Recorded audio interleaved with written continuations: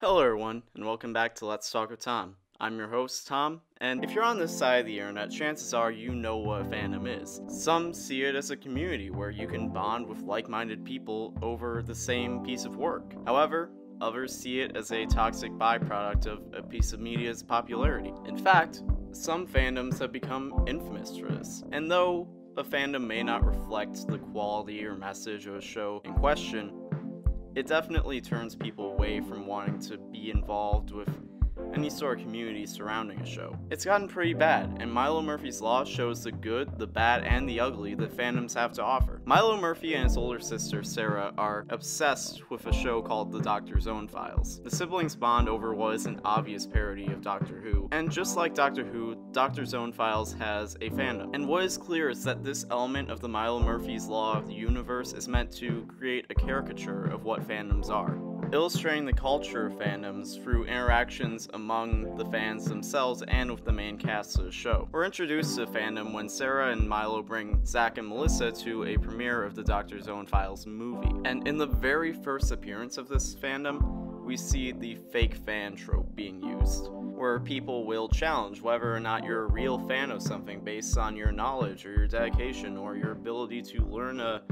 fictional language within the show. In the show, they refer to this kind of behavior as elitism, which is kind of simplified, but I can't really knock the show for being simple and straightforward considering the fact that it's a kids show. But what makes up for that simple explanation is the fact that they show rather than tell. What they don't just outright explain, you can interpret. For example, we see how fans react to Melissa's theory of Time 8 being Dr. Zone's brother.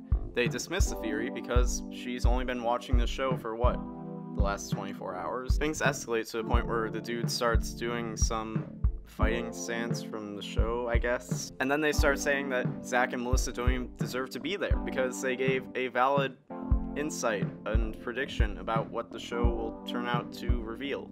And guess what? They actually turned out to be right. What this shows is how toxic fandom culture can actually be due to the fact that people can be so insecure and protective of a show that they're passionate about. And despite the fact that this is just a scene from a cartoon, it actually paints a pretty accurate parallel to what happens in real life. I'm sure we've all seen how at arms fandoms can get if you say that you aren't a huge fan of their favorite show. And even if you are a fan, you often feel like you're walking on eggshells to give any sort of insight or predictions or get involved in the conversation because people are just so rabid about it. I mean, I'm sure that we've all had points where we want to engage in a conversation about our favorite show, but we feel like we aren't educated enough, and it's not just a case of, hey, just correct me if I'm wrong.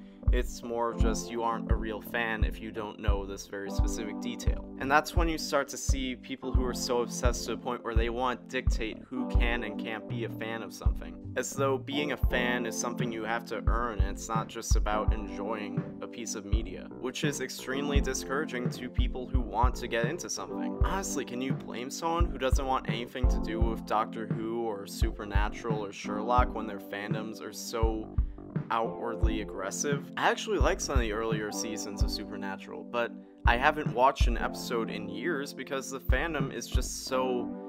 the level of obsession and the way that the fans act, it's so off-putting that I've actually had people get ready to fight me because I say it's just okay and it's not the best show I've ever seen. You know, I watch pro wrestling and people attack my intelligence for that all the time. People tell me wrestling's fake and it sucks and all these things, and I don't care if someone comes up to me and they just casually watch wrestling. I don't care if you know every wrestler from Japan to Mexico to all across the world. I don't care. I'm just glad that you can enjoy this world that I am so passionate about.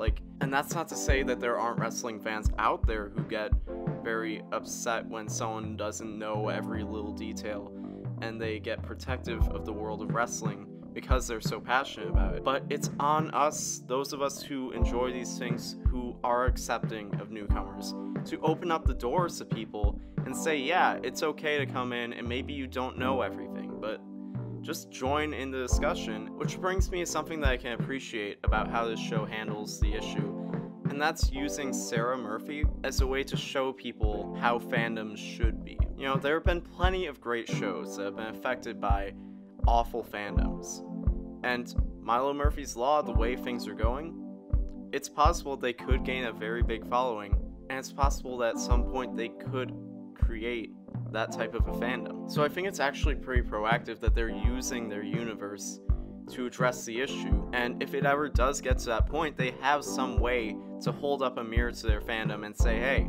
And I love how Sarah Murphy sets the example to say, look, no one gets to define the parameters of what it means to be a fan. We're here today to show our love. Because maybe some people just don't know how to build a welcoming community. And that's why characters like Sarah Murphy are important, because they try to say, if you're gonna start a fandom, this is what you need to do. If you're a part of a fandom, don't exclude people. Don't be a jerk about it. This is about something we all love. It's something we all have in common. And that's what's important about it. And entering any community is so much easier if you have someone who's willing to guide you without judging you, and without saying that you're stupid every time you're wrong, and who can just correct you and help you along rather than discourage you from going further in. You shouldn't be in a fandom because you want to form your own little exclusive community. You should be a part of a fandom because you want to create a welcoming community around something you care about. If you enjoy a show, you shouldn't have to prove that you're a fan with an encyclopedia of knowledge